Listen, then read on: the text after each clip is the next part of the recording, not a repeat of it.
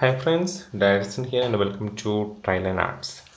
And today we are going to have a unboxing of this Red Lizard.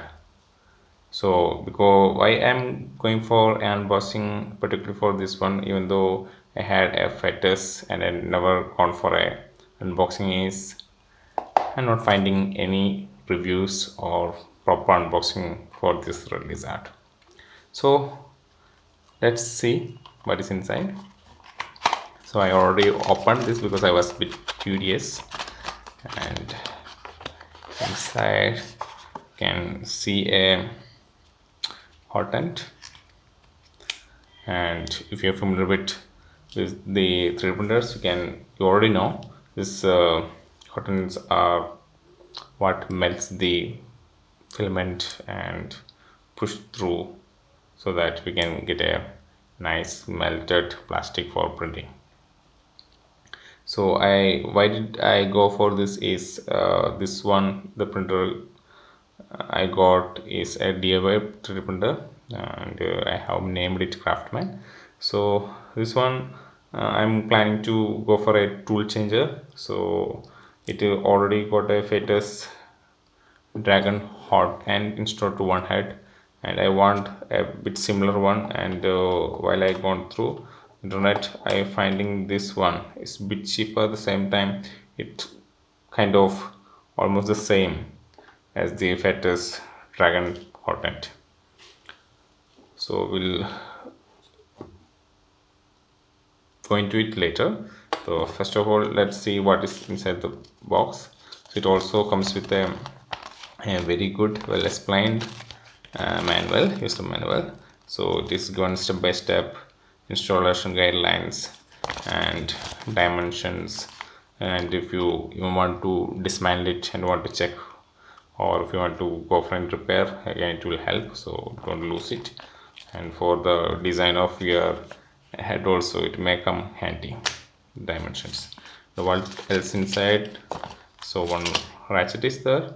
It will help to hold the head at the time of nozzle change, and one more small wrench is there that will help removing the nozzle, I will say. Okay, and there's some more two clips for PTFE2, some more screws all are provided, and the same like our fetus dragon hotend, this part you can remove. So you have multiple options for installation of this one, so it is your choice. And I'm planning to remove this because same way I want to mount it directly. So what more? So it got a pretty good heat break, and it's a all metal by metal, we can say. It's a copper one, and again it's connected through a stainless steel or titanium heat break. So if you want to go for a high temperature printing, I will suggest this kind of heat breaks or hotends. So it can print up to 500 degrees centigrade, and especially in the case of if the cabinet temperature is higher than 50 like that, I will suggest you can go for this.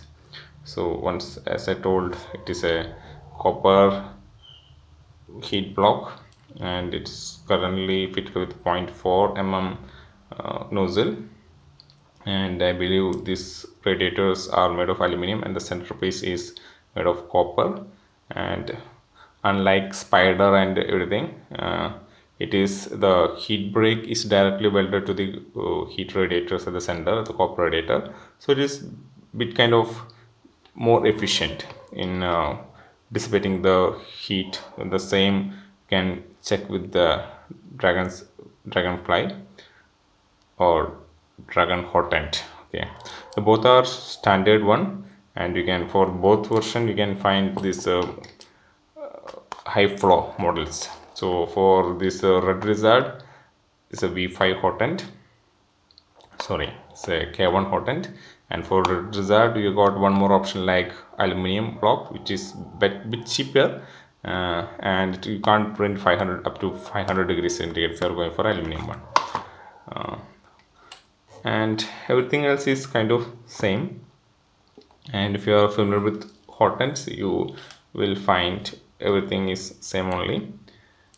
So thank you for watching, and please share your comments if you want to know anything more about this. And I don't have much experience with this one, and I'm pretty happy with the Fetus Dragon Hotend, and I will share my experience and my views after using this for a while.